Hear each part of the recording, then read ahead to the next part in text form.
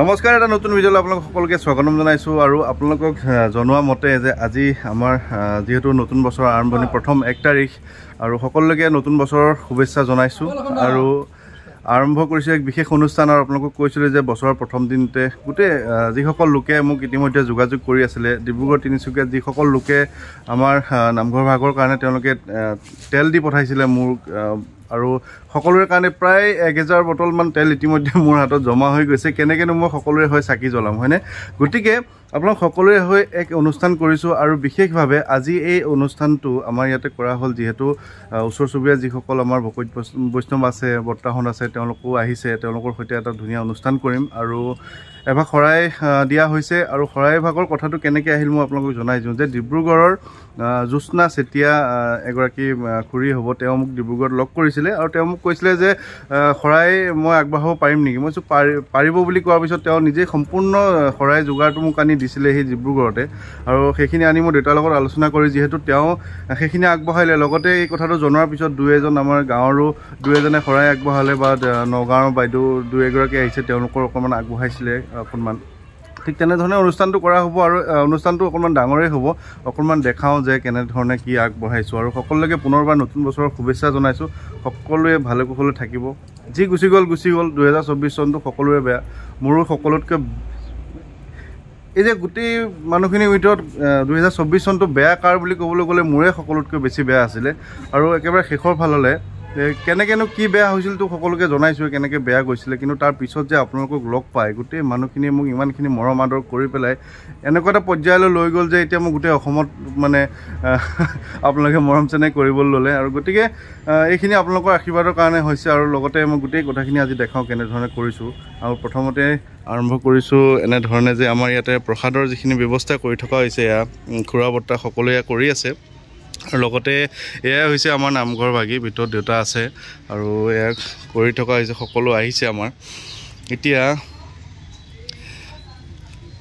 কওক, আজি যিটো অনুষ্ঠান কেৱল আমাৰ ঘৰখনৰ নহয়, গোটেই সমগ্ৰ অসমবাসীৰ কাৰণে এক অনুষ্ঠান। গোটেই অসমৰ মানুহে আমাৰ নামঘৰৰ কাৰণে তেল শলিতা দিছে, শৰাই আগবঢ়াইছে। কেনেকুৱা লাগিছে, কি ক'ব কওক? এইটো বহুত সুন্দৰ হৈছে। নৱবৰ্ষ আগজাননীতে সকলোলৈকে বিষ্ণু বৈষ্ণৱ ভকতসকলে আজি ঈশ্বৰৰ ওচৰত শৰণাপন্ন হৈ সেৱা অৰ্পণ কৰিব, আৰু সকলোটি জীৱৰ প্ৰতি আশীষ প্ৰদান কৰাবলৈ ঈশ্বৰক অনুৰোধ কৰাব। আৰু সেই মহানাম, এইটো মানে এক নামৰ ওপৰত আৰু কোনো নাই, সেই নাম সিংহৰূপে ইয়াতে আজি আহ্বান কৰাই সকলো ৰাইজৰ প্ৰতি আশীষ প্ৰদান কৰি নামভাগ ইয়াত আগবঢ়াবলৈ শৰাই শলিতাকে আদি কৰি গোটেইখিনি আমি যোগাৰ কৰি লৈছোঁ। অলপ পিছত আমি নামঘৰলৈ গৈ শৰাই স্থাপন কৰি তাৰপিছত আমাৰ নামভাগ আগবঢ়াই নিম। বৰ্তাক কি ক'ব? মই প্ৰথমতে সকলোকে শুভেচ্ছা জনাইছোঁ। যিসকল ৰাইজে ইয়ালৈ তেল শলিতা দক্ষিণ আগবঢ়াইছে তেখেতসকলৰ হৈ আজি এভাগ শৰাই আগবঢ়াইছে ইয়াত। আৰু আমাৰ বেছিভাগ ভকত বৈষ্ণৱ ইয়াত গোট খাইছে। সকলোৱে আজি ইয়াত নাম ধৰিব। আৰু সকলোৰে মংগল কামনা কৰি, আৰু যিগৰাকী ব্যক্তিয়ে আপোনালোকৰ হৈ এই কামভাগ পাতিছে তেখেতসকলৰ দীৰ্ঘায়ু কামনা কৰিব। আৰু আচলতে কথাবিলাক কেনেকৈ ধৰণে আগবাঢ়িছিলে এই কথাটো আপোনালোকক জনাবই লাগিব। যে মানে মই কি কৰি আছোঁ আপোনালোকে সকলোৱে জানে, যে যিহেতু আমাৰ মাজত এজন ভগৱান বৰ্তমানে চিৰঞ্জীৱী হিচাপে আছে। তেখেতে হৈছে আমাৰ সকলোৱে জানে যে ৰাম ভক্ত হনুমানজী। এতিয়া তেখেতৰ ওচৰত যেতিয়া আমি কিবা এটা বস্তু বিচাৰোঁ, আমাৰ যেতিয়া খুব বেছি বিপদ আহে, তেখেতক আমি কিবা এটা বস্তু বিচাৰিলে তেওঁ আমাক দিয়ে। ঠিক তেনেধৰণে কথাখিনি আপোনালোকৰ মাজত প্ৰচাৰ কৰিছিলোঁ। আৰু বৰ্তা সকলোকে মই আপোনালোকক কৈছোঁ যে মোৰ এই যে মই যি কৰিছোঁ, তো গোটেই অসমত প্ৰায় হাজাৰ হাজাৰ মানুহ সুফল পাইছে। কিন্তু তো কেনেধৰণে পাইছে, যে যিগৰাকী সেইদিনা মই ডিমৌত এগৰাকী বাইদেউ লগ পাইছিলোঁ, তো তেখেতৰ মাতটো মানে মুখৰ মাতটো ডক্টৰে কৈছিলে যে মুখৰ মাতটো নোলাব, একেবাৰে নোলাব। আৰু তেওঁলোকে মোৰ ভিডিঅ'বিলাক চাই, মই মানে সকলোকে উৎসাহিত কৰি থাকোঁ কথাবিলাকৰ পৰা। তো ভিডিঅ'বিলাক চাই তেওঁ মোক ডিমৌত ৰাস্তাত লগ কৰি পেলাই তেওঁ মোক লগ কৰিছে। আৰু তেওঁ মোক নিজে ফোন কৰি কৈছে যে মোৰ মাতটো ওলাল। তো তেনেকৈ ধৰণৰ মানে ভগৱানে মানুহক আমাক সহায় কৰি আহিছে।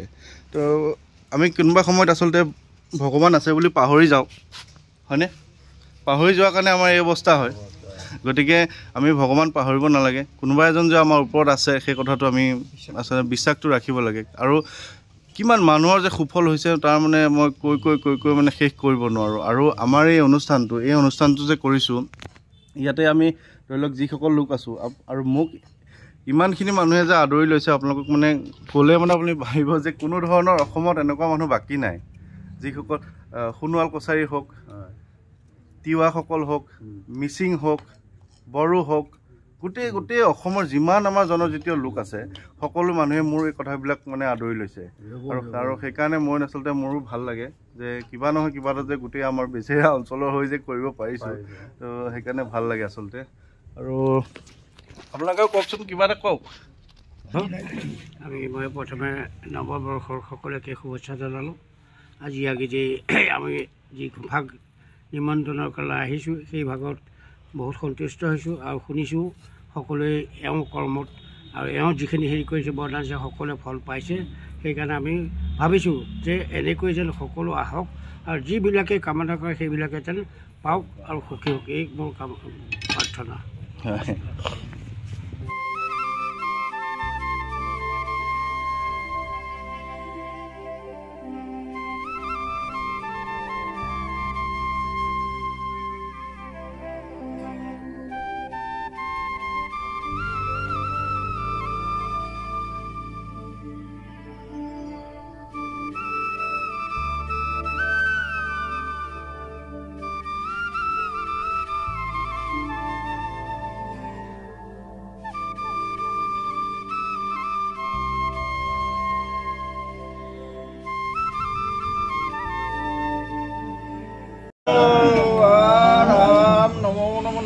প্ৰসন্ন হৰিক হৰি মায়াক কৰি নিৰ্যান আপোনাৰ মহিমাক আপুনি ব্যাগত কৰি যুৱক কৰি পৰিধান প্ৰভু যুৱক কৰি মই আজি গুৰুগৃহ এয়া বৈকুণ্ঠ এই গুৰুগৃহত এনেকুৱা এভাগ আৱিৰ্ভাৱ হৈছে যে এতিয়া অসমৰ বিভিন্ন প্ৰান্তৰ আইসকল বাপসকল আহি ইয়াত ফলাবন্তী আৰু দক্ষিণ আগবঢ়াইছে আৰু তাৰ ফলো পাইছে তেখেতৰ ল'ৰা মানে হনুমান পাচালিত এনেকুৱা পাকৈ লৈছে তেখেতক বিভিন্ন জেগালৈ মাতি নি তেখেতকো আদৰ সম্ভাষণ কৰি পাচালিখন পঢ়ুৱাইছে প্ৰভুদয়াময় শক্তি প্ৰদৰ্শন কৰক এয়া গুৰুগৃহ আমি ভক্তসকল অতি আনন্দিত হৈছোঁ আৰু ইয়াত প্ৰায়সকলে আজি সেৱা ল'বলৈ অহা প্ৰায়সকলে সেৱা ধৰিছে তেখেতসকলৰ যি মনৰ কামনা সম্পূৰ্ণ ফলবাদী কৰক গতিকে এনেকৈ যাতে ভগৱন্ত চৰণ সেৱা কৰিব পাৰে সেই প্ৰাৰ্থনী হৰি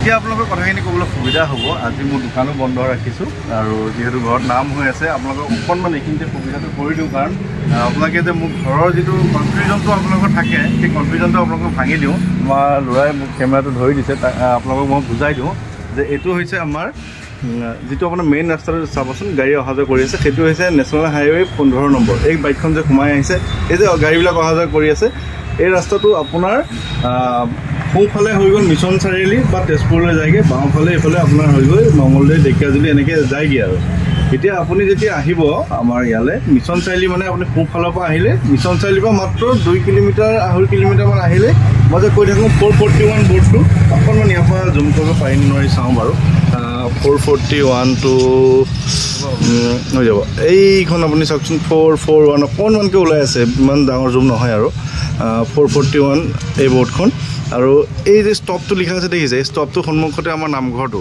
আমাৰ গাঁৱৰ ৰাজহুৱা নামঘৰ আৰু তাৰ পৰা 4 নম্বৰ ঘৰখনে এইখন আমাৰ আৰু এইখন হৈছে LP স্কুল তাৰ সন্মুখত নামঘৰ আছে এইখন চাওক LP স্কুল লিখা আছে তাৰপিছত তেনেধৰণে আহিলে আপুনি পাব আৰু কথাটো এইকাৰণেই কৈছোঁ যে আজিও 2-এজন লোক নগাঁৱৰ পৰা আহোঁতে মোৰ ঘৰৰ ওচৰতে কাৰোবাক সোধোতে মোৰ ঘৰ চিনি নাপাওঁ বুলি কৈছে আচলতে তেনেকুৱা ধৰণৰ কথা নাই সকলোৱে চিনি পায় কিন্তু সকলোৱে নাপায় এতিয়া গতিকে এই কথাটোৰ কাৰণে মই আপোনালোকক কওঁ যে কাকো সুধিবই নালাগে আচলতে আপোনালোকে অনুষ্ঠানটো দেখিছে কিমান ধুনীয়াকৈ কৰা হৈছে কিন্তু সেয়াই আৰু আপোনালোকে যেতিয়া এইটো national highway 15 number national highway ফালৰ পৰা আহি আপুনি ইয়াতে চাওক সোমাই একদম ওচৰতে মানে এইফালৰ পৰা আহিলে আপোনালোকে চাব যে ইয়াতে এখন ধুনীয়া ডাঙৰ বৰ্ড লগাই থোৱা আছে মোৰ লগৰ এজনে দোকান JN এণ্টাৰপ্ৰাইজ আৰু এইটো DJ কমপ্লেক্স ইয়াৰ সন্মুখতে হৈ গ'ল এইখন মোৰ দোকান মই যে কৈছিলোঁ ভাঙি দিছিলে বুলি একদম ভঙা চিঙা হৈ আছে মই বনোৱাই নাই আচলতে কাৰণ বহুত কথা আছে কোনদিনা আকৌ কি হৈ যায় ঠিক নাই আৰু এইখিনি মানে মোৰ ক্ষতি কৰিছিল আচলতে একদম ইয়াৰলৈকে মোৰ ক্ষতি হৈ গৈছিলে তাৰপিছতে এইটো হৈ গ'ল ঘৰৰ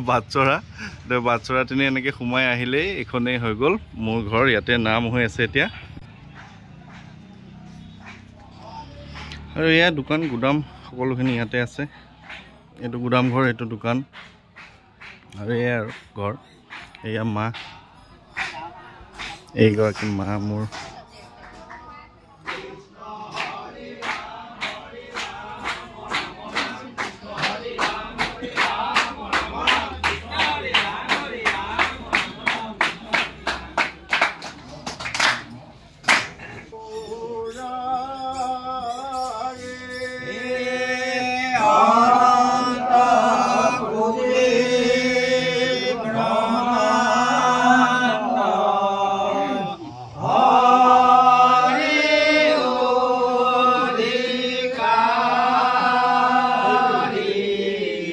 আৰু এয়া ব্যৱস্থা কৰি থকা হৈছে ভোগৰ মানে পায়সৰ বনাই আছে আমাৰ ভাইটি দাই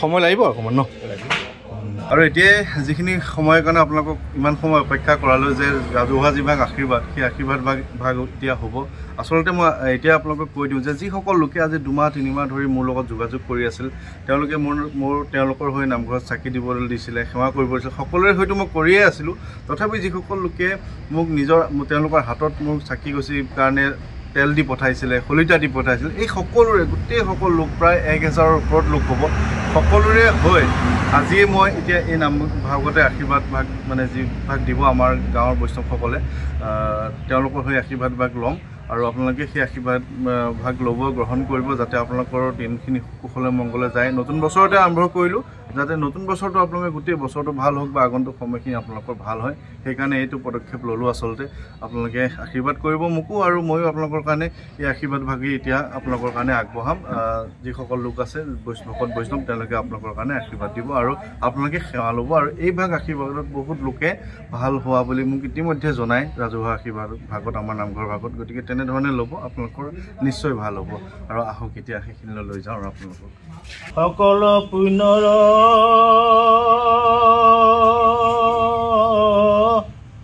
অবিনাশী ফল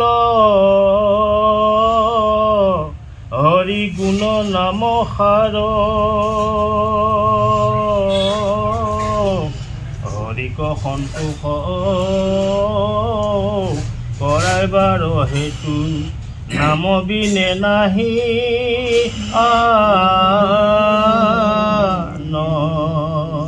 হয় প্ৰভুসকলে এই কলিযুগত নামৰ ব্যতিৰে কাৰো একো অন্য উপায় নাই ভগৱন্তক সন্তুষ্ট কৰিবলগীয়া হ'লে বিভিন্ন ৰাস্তাই যদি সন্তুষ্ট কৰাবলৈ চেষ্টা কৰা হয় তেখেতে বোলে ভক্ত বান্ধৱসকলৰ আই মাতৃসকলৰ পদ্মমুখে বৈকুণ্ঠ নাম যদি স্মৰণ নহয় তেতিয়াহ'লে তেওঁ সন্তুষ্ট নহয় আজি এই যুগ ধৰ্ম বুলি কৈ আজি এই নাম ভাগত সমস্ত লোক ইয়াতে সন্তুষ্ট হৈছে আৰু সমস্ত লোকে বিশ্বাসভাজন হৈছে আজি এই কৰ্মভাগ কৰা হৈছে। এই কৰ্মভাগত সদৌ অসমৰ বিভিন্ন জেগাৰ পৰা তেখেতসকলে ইয়াত সেৱা সৎকাৰ কৰিবৰ কাৰণে আশা কৰে আৰু যিসকল আহি উপস্থিত হৈছে সেইসকল আৰু যিসকলে উপস্থিত হ'বহি পৰা নাই সেইসকল য'তে যেনেকৈ আছে তেখেতসকলেও কুশল কল্যাণ হ'ব লাগে। কুশল কৰক, কল্যাণ কৰক, অৰিষ্ট অমংগলসমূহ দূৰ কৰি মংগল বিধান কৰক, গড়টো কালতো সভা বৰ্তমান কৰক, মাৰি মৰক দুখ দুৰ্গতি দুৰ্বাসনৰ পৰা দূৰতে দুৱাগত কৰক আৰু এই অসমৰ সমস্ত লোকৰে প্ৰতি ঘৰ গৃহস্থৰে মূলজনকে মুখ্য কৰি ল'ৰা ছোৱালী তিৰোতা নাতি নাতিনী যি জোঁৱাই ভাতৃ বান্ধৱ সমস্তজনকে কুশলে কল্যাণে ৰাখিব লাগে। আৰু সেইসকলৰ যদি কাৰোবাৰ যদি ৰোগাকৃষ্ট হৈ আছে, ৰোগ শোক তাপ পীড়া পৃষ্টি হ'বলগীয়াও আছিলে, আজি ভগৱন্তৰ চৰণ সেৱাৰ পাত্ৰ হোৱাৰ বাবে আজি ভক্ত বৈষ্ণৱসকলৰ পদ্মমুখে বৈকুণ্ঠ নাম স্মৰণ কৰাৰ বাবে এই ভকতসকলৰ ব্ৰহ্মবাক্যত সকলোখিনি দূৰতা মাৰ নিয়াই বন পাতি মহৌষধ হৈ সকলোটিকে কুশলে কল্যাণে ৰাখিব লাগে। আৰু যিয়ে যেনেধৰণৰ আশা কৰিছে তেখেতসকলৰ মনত যি আশা আকাংক্ষা লৈ সেৱা লৈছে সেৱাৰ সম্পূৰ্ণ ফলভাগী কৰাই এনেকৈ থান গুৰু ভকতক সেৱিবলৈ ভকত ভগৱন্তৰ কৰ্ম কৰিবৰ কাৰণে প্ৰভুজনাই সকলোটিকে ছায়া স্বত্ব দি ৰাখিব এইখিনি এই প্ৰাৰ্থনা। আৰু যিয়ে যেনেধৰণৰ মনৰ শতবিলাক লৈ সেৱা লৈছে সেৱাৰ সম্পূৰ্ণ ফলভাগী কৰাব এইখিনি এই প্ৰাৰ্থনা। হৰি